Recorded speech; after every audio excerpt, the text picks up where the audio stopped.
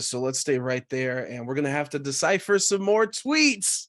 Dearica Hamby's Twitter this past week. Let me just go through some of her tweets, retweets, and likes. First tweet: ain't no love in the heart of the city. Second tweet: imagine expressing your fears as a woman and being pregnant in this profession and world, then to be reassured that you were supported and your back was had, only to then be used against you. A retweet of never accept disrespect, go where you are appreciated. And lastly, a like saying, are the Aces pulling this shit? If they really are, that's quite disgusting. Obviously, a strict salary cap, like you just mentioned, and it is hard to keep a core together in any sport, let alone what's happening in the WNBA with the salary cap. What do you take from everything I just told you that's on their Twitter feed and everything going on with the Aces?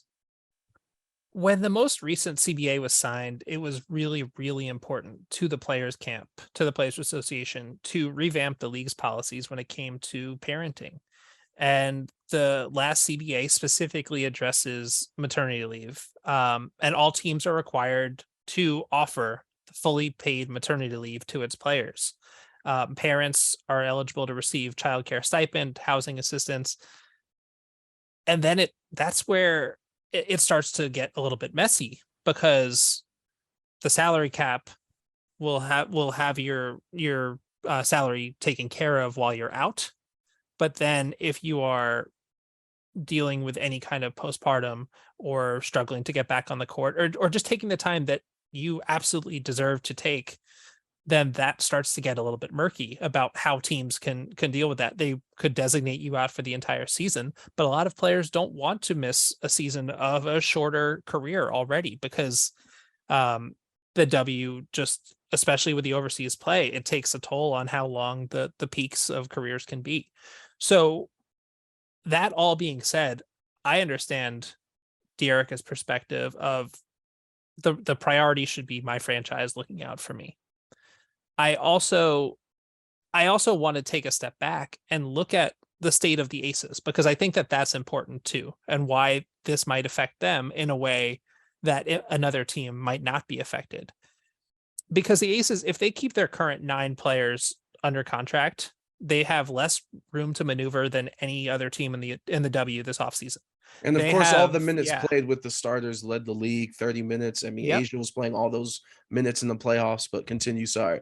No, exactly. I was going to say that, because last year Becky put a ton of mileage on those starters, and she got away with it because only Dearica had a prolonged injury that could have actually impacted their title chances. Can I But add one thing knowing, too? yeah, With her injury, I do want to say this. I want to make this clear. The Aces don't win the title last year if Dearica doesn't come back versus Connecticut in the bigs. So that's the difficult situation, because they needed her to win that championship. mhm. Yeah, her versatility and her ability as a stretch 4 who can run the court and make all those cuts for Asia to get her some space, do all the dirty work, grab all those rebounds. They so that's the thing. So like, they knew that they got away with it last year, right? But knowing going into this season that they will already probably miss Dearica for a while, that really cuts the margin for error. So you have to look at their roster. The starting 5 are all on guaranteed deals, but then Raquana Williams is a huge piece for them, someone who basically won them that fourth quarter for the title. And then it's younger players. It's Kirsten Bell, and Ileana Rupert, Aisha Shepard, and they're all on team-friendly rookie scale deals. If you were to keep these 9 players that they currently have, and they have to get to the required 11, they would need 1 player on a rookie deal, which is 0 to 2 years, and then a near veteran minimum contract.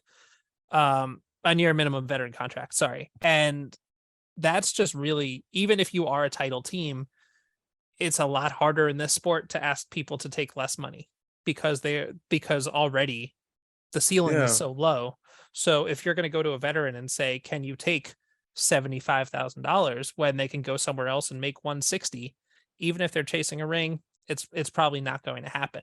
So that's what puts Vegas into this weird spot for, do we need to move a piece if we're trying to stretch our championship window, because they don't want to hurt their championship window by running this core into the ground for another year, another 2 years, even though they're still young, even though they're made up of a bunch of number 1 overall picks. That's definitely the danger. And I think that when you look at the roster, Dearica is, in their eyes, the player that they think, maybe because of the flexibility they have with Asia at the 4 or the 5, maybe they think that she's the one that they can replace or get value for without kind of breaking Becky's system.